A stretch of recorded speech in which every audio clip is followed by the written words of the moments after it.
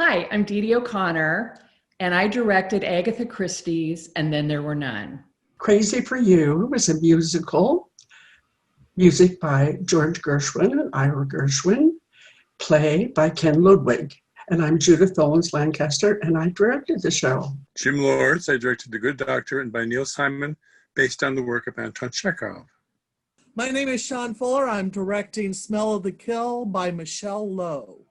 It's a dark comedy, or a farce, which is also a very fast comedy. If you include the rehearsal period, we are now in our 9th month of never being seen by an audience, but still in rehearsal. Well, I'm Terry Grimes, and I was scheduled to direct Into the Woods by Stephen Sondheim and James Lapine.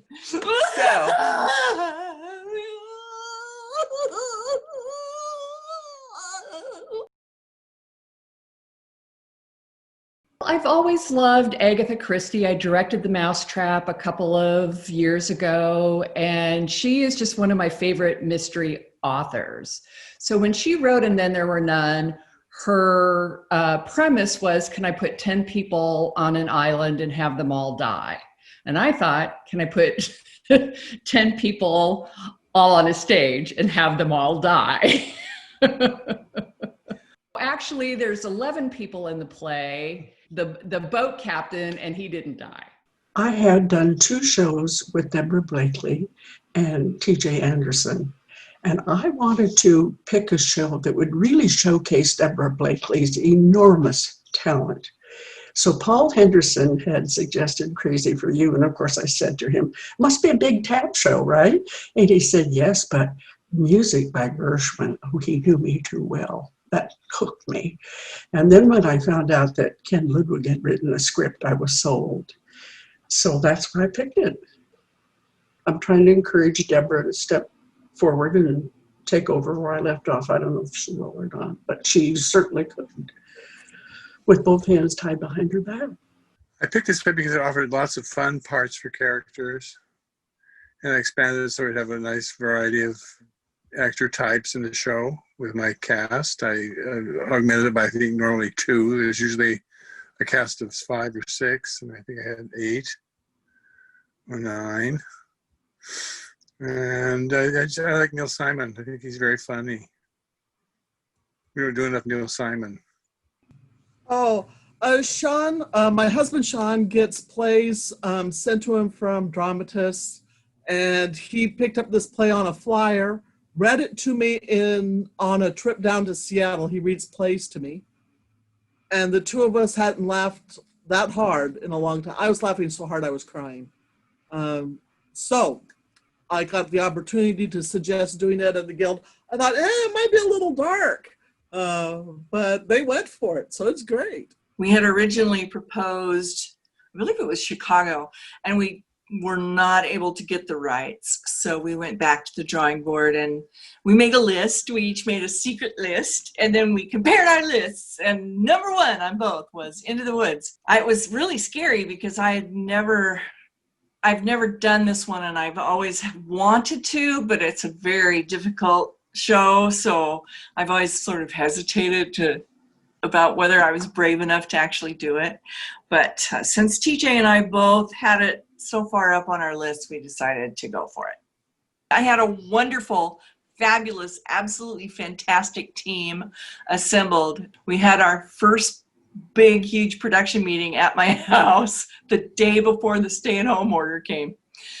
There's the beginning of the hen that laid the golden egg. The golden egg is here somewhere.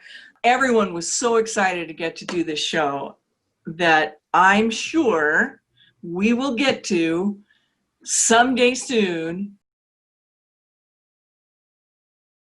One scene I just loved, it was I think it was the second scene, it's been so long ago, or the beginning of the second act, where we had the rain on the French doors, where we had the whole rain and thunderstorm and everything. And I just liked that. I thought that when the curtain opened and the rain came, the audience almost every time went, ooh. And sometimes we even got applause. So I really liked that scene for that reason. I like the scene where they're all being called out by the voice recording for all their dastardly deeds. That was really a fun scene to direct, and it was just fun to watch every time. And finally, of course, the last scene where with Kim and Brian, where he comes out and he scared me every single time, every rehearsal, every show. And she was just fabulous. So I love that scene right up until the end when she's hanging there on stage and he walks off and shoots himself. I just love that. That was great. There are 2 endings to this play, and we did the original ending. So we didn't want people going out and saying that we are actually doing the original ending. So yeah, you shouldn't tell the ending. Well, I would say Slap That Bass, because it used the whole cast and it was real energetic and just wonderful. It started off really soft with zoom, zoom, zoom like a bass, and then it built this big, huge climax. That was my favorite, I think. I think my favorite scene is the sneeze. Just because it's so silly. I sneeze like that man sneezes, so juicy sneezes, so I relate to it. Cast is only 3 women, and the 3 women are looking up in a star, up into a skylight and looking at the moon. And it is just a moment of really sweet connection between these 3 different women. The other one is a moment of high farce where somebody is tied up and they're trying to escape. And it's really funny. And I've been watching it for 9 months. It's still funny.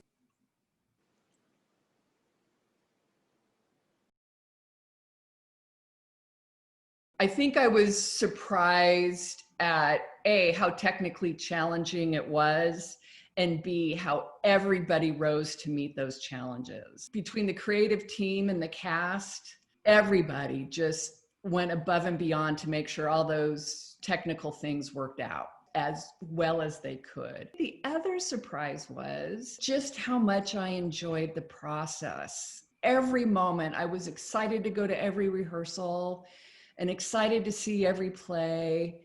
And I just had a fabulous time. When you're doing an Agatha Christie play, things were written a little bit differently, and it can come across as kind of campy. So I think a really challenging thing was to not have it be too campy, to have the characters actually have some depth, to make the premise as real as possible. I think the level of illness was a surprise. There's always somebody that gets sick during a performance, but never to this degree. Somebody came into rehearsals with the flu, and it ran through the whole company, through all the rehearsals and the performances. The dressing room looked like a dispensary for a long time. It was really tough. I think that affected Deborah more because it was a big dance show, and it's very hard to rehearse numbers when one person is out. It was something to see dancers come into rehearsal wearing masks. I've never seen that before. So the biggest challenges weren't for me. It was more for Deborah, I would say. And then TJ told me after the fact, I didn't know this, that the flu ran through his orchestra. They all had the flu. 2 of them had car accidents. He said they were like the walking wounded. But everybody came through. They're all troopers. I'm so proud of everybody. But I've got to give it to those kids. They came out on stage sick as could be and gave 300% every performance. And then, of course, set designer Andy got diagnosed with end-stage cancer. And so Jeff Eastman, who was our prop master, took over and made sure that Andy's designs were built, followed through. I've been lucky. I've had many experiences. I enjoyed having a cast of different ages. That was nice. And I love my college students, but it's not always fair to the character sometimes to have an 18-year-old playing a 55-year-old. But no, I just enjoyed having a great variety of artistry. And they're all very good. I really appreciated all of them.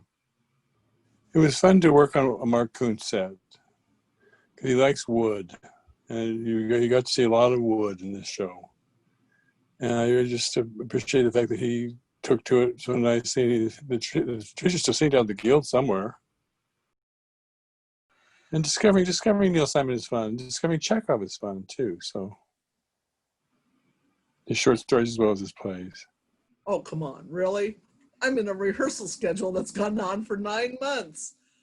The biggest surprise is, and as opposed to getting tired of each other, we are developing really deep friendships and an ease with each other that makes rehearsing once a week a delight. The best and worst of the experience so far. That and knowing that I have a set that needs about 8 hours of work and we can't get on it is also a little, as everybody at the Guild knows, our crews are just amazing. And they had this show up and ready. We were supposed to go into tech in 2 days and open the following Friday. And that didn't get to happen. And yet our set is still up. Everything's just waiting until we are allowed back into the theater.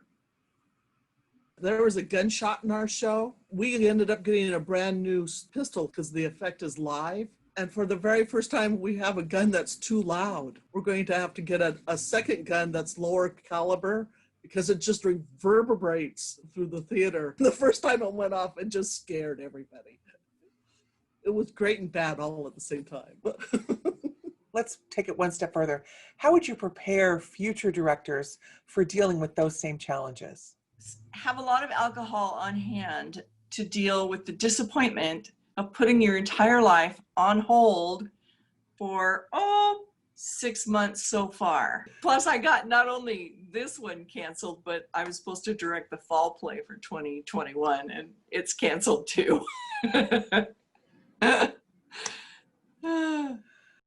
Would you like it without the F-bombs? Here, we'll take 2. I didn't get to do the play.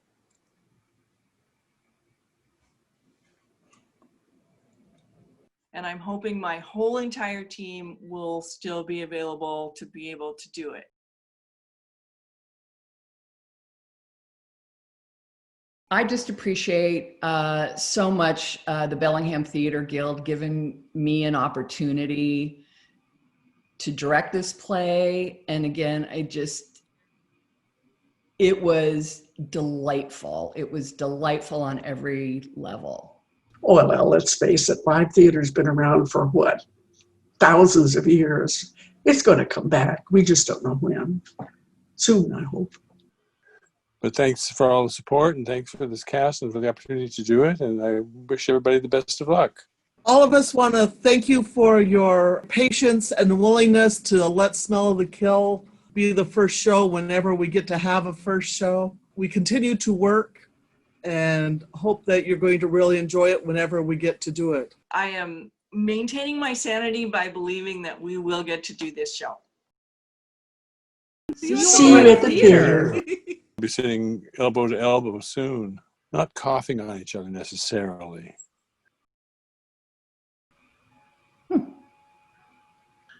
This isn't the computer. This is not the one that doesn't work.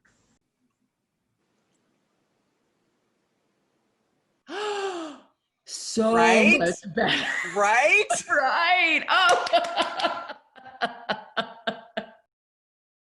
I'm sorry, I'm not centered. It's driving me nuts. You know, I miss the Bentleys. It was my one time a year I got to get dressed up. It's the first time I've worn lipstick in months. For you, the world. Which thumb do I have on the picture? Oh gosh. Thank you. Thank you. At my age, I don't get to dress up very often. It's kind of sad. I can see your whole face. This could be a bad thing. Yeah, don't tell anybody about that. Okay. This is my first Zoom. Sorry. Can I try that again? So do that right now. I'll just have it here. Fun to have Brian Francis. I worked first time over here years ago. With Julie Reiber. Oh, I'm having an earthquake. Are we starting? Yes, we are.